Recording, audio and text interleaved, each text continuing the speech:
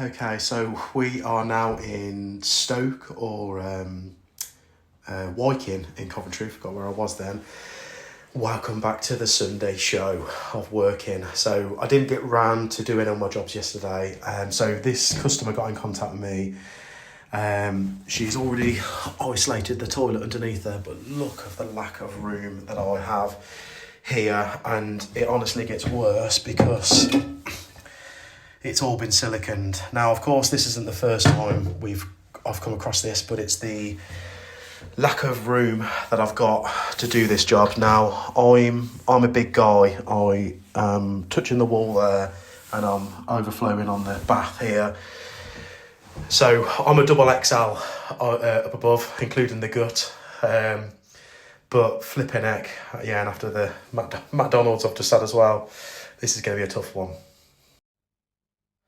Okay, so with great difficulty, I've managed to undo that bolt. That bolt wasn't that hard, but I can't get my arm down there at all. But I've had to basically scoop my arm underneath to reach that other side of that. So you may be wondering why I've chose to replace. Well, we replaced everything anyway because we've got problems with the parts inside.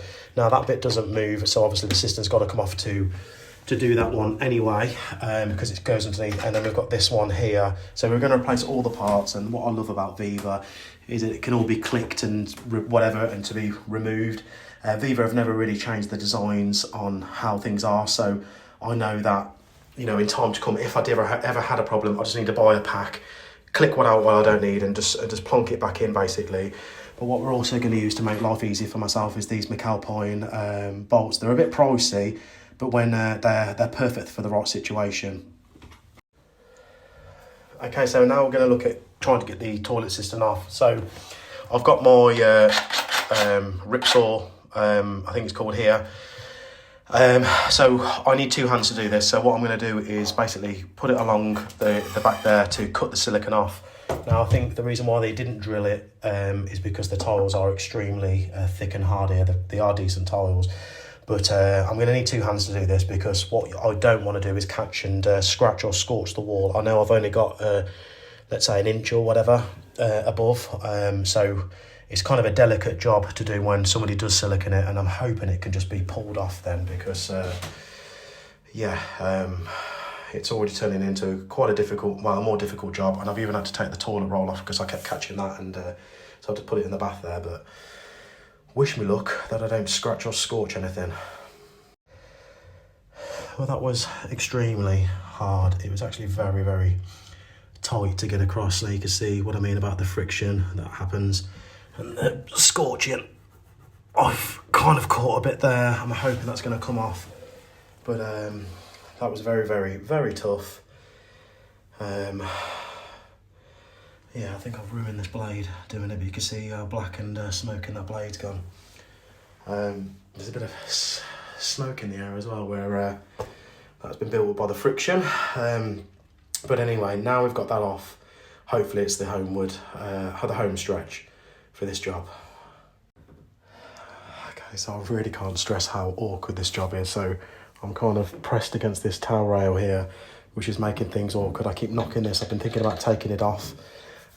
But anyway, you can see all the remnants, is that the right word? I've probably messed that up. Of silicone that is just everywhere. I've had to cut everything off really to kind of go back to how it was. I've got the new Viva parts all in this cistern.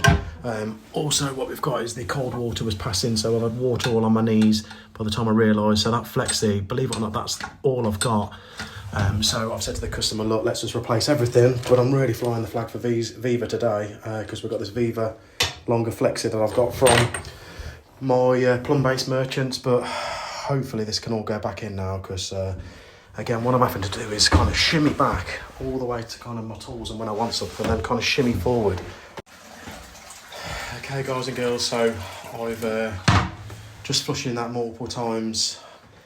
I know I have really milked how tough this is, but I really hope you can understand how some situations for a plumber, even as I'm going to say as highly skilled as me, we can still have problems and still find things really, really awkward. Again, the size of me compared to the space here, really you want a skinny plumber, not a big plumber. But it's now time to kind of pack up and get everything back on the van for the next job. But this really wasn't the type of job that I wanted to do on a Sunday. In fact, I've just had a bit of a telling off from another customer that I'm late to, because I only thought this would kind of take me about maybe an hour or whatever, but I've been here way longer. But anyway, let's get tidied up and right. So I guess mission complete. It's all done. I've cleaned up. That's not water. I've used my ultra grime wipes to clean up and clean the floor. I've even washed the bath out because obviously I put some bits in there. Again, I just love Viva for their the parts. They're just so multifunctional. They just fit in most, pretty much 99.9% of toilet systems they work on. 10-year warranty, universal, dual flush, say no more. If you're a plumber and you're not using these, I implore you, I guess, to get on them. I'm nearly a gold member on these. I'm desperately after some clothes, but I don't know if anybody's having any issues with the vouchers at the minute, but I certainly have. But there you go.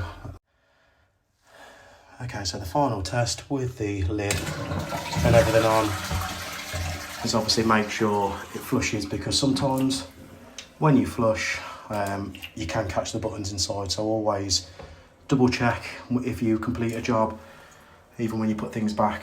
But I hope that's not going to trickle through on the toilet. I will stand by and make sure that that's not happening.